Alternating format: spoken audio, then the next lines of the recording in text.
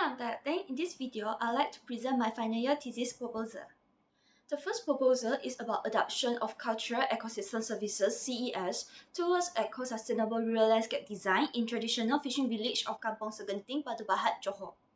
This study will focus on how CES can contribute to sustainable rural development through sense of place and place identity. The issues of the study are divided into three categories. The main issue to address is the outflow of young people, underutilization and undervaluation of cultural and natural resources, and food insecurity. The research aim is to study and propose an eco-sustainable rural landscape design that integrates with CES, thereby enhancing the uniqueness of the fishing village and its quality of life. So in order to address the issue, the research objective will identify as follows. The scope of study will focus on cultural ecosystem services, cultural landscape conservation, and rural resource development. So the proposed site for this study is Kampung Segenting, Batu Pahat, Johor. It's about 59 hectares and is a traditional Chinese fishing village with a long history dating back to 1860. Kampung Segenting is located by the Strait of Malacca and surrounded by mangrove. Basically, this fishing village still retains a rich culture, such as they still live in the stilt house with a compact spatial organization, which show a typical Chinese fishing village culture. There are about 100 families living in this fishing village. This place was once famous for catching and processing jellyfish. At its peak, there were more than 60 local fishing boats, but now only about 10 fishing boats left to go fishing, and most of them are middle-aged and elderly people. The most famous temple in this village is the Gong Temple, because there are rumors saying that touching Arapaima fishes in this temple will bring good luck to the person. For strategy and policy, Kampung Segenting is listed as a potential aquaculture area in RTT Batu Pahat Pontian. In the RTT, it states that the government supports rural and tourism development, which can be seen in Core 2, 3, and 4. And Kampung Segenting also been listed in ESA Class 1 because of the mangrove forest. This study is also in line with National Landscape Policy, which to protect landscape resources with high heritage value as national assets and ensure sustainable tourism development. The researcher review of this study will focus on understanding what is CES, the relevance of CES to rural studies, and landscape design in cultural rural areas. For research methodology, the first reference study is about Tunga, a rural fishing village located in Kenya, and the second reference study is on Zhongyi Township in China. For the IAS methods, we begin with data collection to collect primary and secondary data. Then we analyze the data based on 13 components listed in National Park Services Rural Historic Landscape Classification System and evaluate the value of ESA to the local people. Then proceed to synthesis plan. In conclusion, the expected outcome of this study is to understand how cultural landscape can provide CES to the local people and through identify, conserve, strengthen, and utilize can maximize the benefit between local, cultural, and visitor, thereby creating a virtuous circle between them. To improve local well-being, create a sense of place, and at the end, achieve an eco-sustainable rural landscape.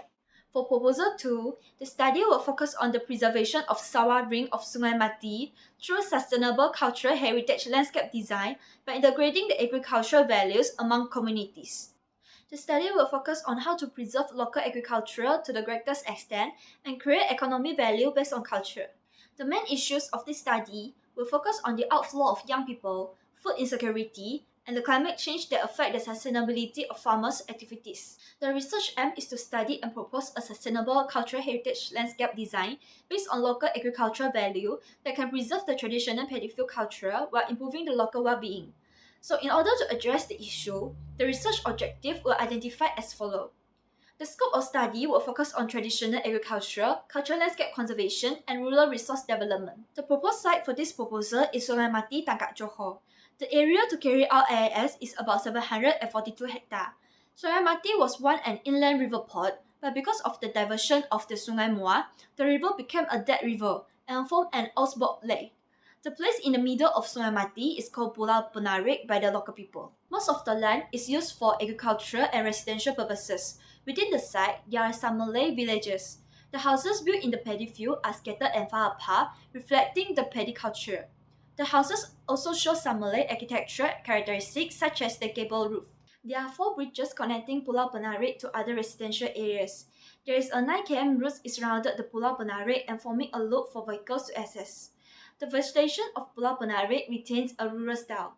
Coconut trees and flowering plants can be seen everywhere around the houses. Most of the residents in Pulau Penarik are engaged in agriculture. including paddy, oil palm, rubber tree, and fruit trees. For their daily life, they like to gather and fishing at Pulau Penarik in the evening. This brings economic opportunities to the local people. For strategy and policy, RTT Tangkak support the development of rural and agriculture in Tangkak. Pulau Penarik is suggested and proposed in RTT to develop as one of the attraction of ecotourism based on the Old Boats Lake and as one of the spot to develop the paddy industry in Tangkak. This study is also in line with National Landscape Policy, where to promote the agricultural landscape as part of agro-tourism assets. The literature review of this study will focus on understanding what is cultural landscape, paddy field as a precious cultural landscape, and sustainable paddy field and paddy farmer. For research methodology, the first reference study is about Honghe honey rice terrace in China, and the second reference study is on Lai Chi Wo village, Hong Kong. For the IIS methods, also we begin with data collection to collect primary and secondary data, then analyze the data based on 13 components in National Park Services Rural Historic Landscape Classification System, and then proceed to synthesis plan. So in conclusion, the expected outcome of this study is to understand how to conserve and utilize the natural and cultural resources to maximize the benefit between local agriculture and visitor, thereby improving the local well-being and create sense of place to achieve sustainable Sawah in terms of cultural conservation and food security.